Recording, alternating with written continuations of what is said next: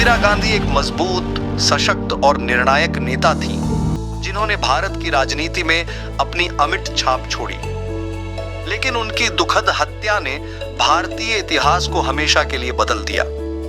इस वीडियो में हम इंदिरा गांधी की मौत के कारण, घटनाक्रम और उस समय के प्रभाव पर विस्तार से चर्चा करेंगे।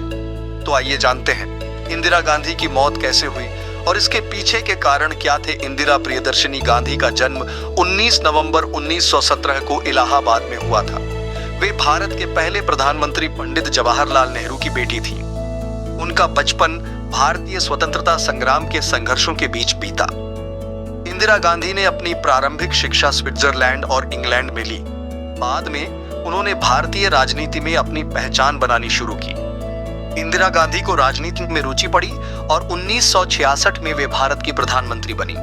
उनके प्रधानमंत्री बनने के बाद उन्होंने कई ऐतिहासिक फैसले लिए, जिनमें बांग्लादेश युद्ध, हरित क्रांति और भारत को परमाणु शक्ति के रूप में स्थापित करना शामिल है। उनका व्यक्तित्व बेहद सख्त और नेतृत्वपूर्ण था, जिसके कारण उन्हें लौह महिला के नाम से भी जाना जाता था। लेकिन उनके कार्यकाल के दौरान कई घटनाओं ने देश में असंतोष और तनाव को जन्म दिया। इनमें से एक प्रमुख घटना थी 1975 में घोषित आपातकाल, जिसे लेकर विवाद भी पैदा हुआ था।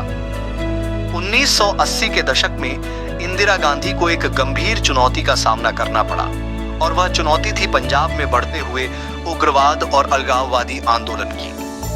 पंजाब में उग्रवादी ताकतें बढ़ रही थीं, जिनका नेतृत्व जर्नलिस्ट से उग्रवादी नेता बने, जिनका नाम था जनरल सिख नेता जसवंत सिंह भिंडरानवाले। भिंडरानवाले ने सिखों के अधिकारों के लिए आवाज उठानी शुरू की थी और वह भारतीय सरकार के खिलाफ थे। स्वर्ण मंदिर को भिंडरानवाले ने अपने आंदोलन का केंद्र बना लिया था और धीरे धीरे उनकी ताकत और समर्थन बढ़ता गया। इन घटनाओं से पूरा पंजाब और सिख समुदाय प्रभावित हुआ। इंदिरा गांधी ने इस समस्या को हल करने के लिए कठोर कदम उठाए। 1984 में इंदिरा गांधी ने ऑपरेशन ब्लू स्टार का आदेश दिया, जिसमें भारतीय सेना ने स्वर्ण मंदिर पर हमला किया। सेना का यह कदम बहुत विवादास्पद था और सिख समुदाय के लिए यह अत्यधिक अपमानजनक था। इस हमले में बहुत सारे सिख मारे गए और स्वर्ण मंदिर को भी नुकसान पहुंचा। इसके परिणाम स्वरूप पंजाब में हिंसा और असंतोष का माहौल पैदा हो गया। 31 अक्टूबर 1984 का दिन भारतीय इतिहास में एक काले दिन के रूप में याद किया जाएगा। इस दिन इंदिरा गांधी की हत्या हुई। उस दिन इंदिरा गांधी अपने सरकारी आवास से ऑफिस जाने के लिए निकलने ही वाली थी। उनका दिन सामान्य था, लेकिन कुछ ऐसा घटने वाला था जिसे कोई भी नहीं जानता था। इंदिरा गांधी की हत्या के जिम्मेदार थे उनके दो अंगरक्षक, बेअंत सिंह और सतवंत सिंह। ये दोनों सिख थे और 1984 के ऑपरेशन ब्लू स्टार से गहरे नाराज थे। उन्हें यह महसूस हुआ कि इंदिरा गांधी के कारण सिख समुदाय को बहुत नुकसान हुआ था, इसलिए उन्होंने इंदिरा गांधी की हत्या करने का निर्णय लिया। सुबह के लगभग 9:30 पर जब इंदिरा गांधी अपने बगीचे से निकल रही थीं, तभी बेअंत सिंह और सतवंत सिंह ने उन पर गोलियां चला दी।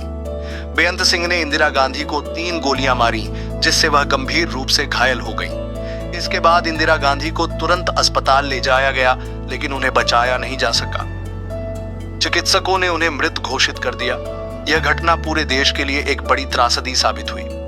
इंदिरा गांधी की हत्या की खबर ने न सिर्फ भारतीय राजनीति को प्रभावित किया, बल्कि पूरे देश को एक गहरे शोक में डाल दिया। जैसा कि हमने पहले कहा, इंदिरा गांधी की हत्या के पीछे मुख्य कारण था स्वर्ण मंदिर पर सेना का हमला।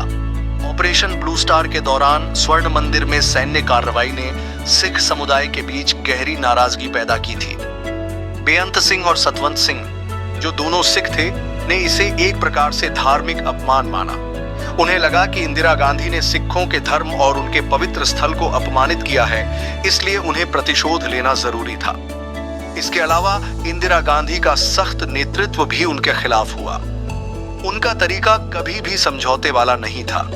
उन्होंने हमेशा देश की सुरक्षा और एकता के लिए कठोर निर्णय लिए, जो कभी कभी संवेदनशील समुदायों को आहत करता था।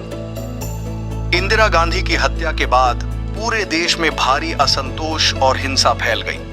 दिल्ली और अन्य शहरों में सिखों के खिलाफ हिंसा की लहर चली। सिखों के घरों और दुकानों को जलाया गया और हजारों सिखों की हत्या की गई। यह एक बहुत बड़ा और भयानक सांप्रदायिक दंगा था। इन घटनाओं ने भारतीय समाज को बहुत हद तक विभाजित कर दिया। राजीव गांधी, इंदिरा गांधी के बेटे, ने प्रधानमंत्री के रूप में कार्यभार संभाला, लेकिन यह हिंसा और घृणा का माहौल उन्हें विरासत में मिला। राजीव गांधी ने दंगों को रोकने की कोशिश की, लेकिन यह स्थिति इतनी खराब हो चुकी थी कि उसे काबू करना मुश्किल था। यह घटना न केवल सिख समुदाय के लिए बल्कि भारतीय समाज के लिए भी एक बहुत बड़ी त्रासदी साबित हुई। इंदिरा गांधी की हत्या के बाद भी उनका योगदान हमेशा याद किया जाएगा। वे एक मजबूत, निर्भीक और सशक्त नेता थीं।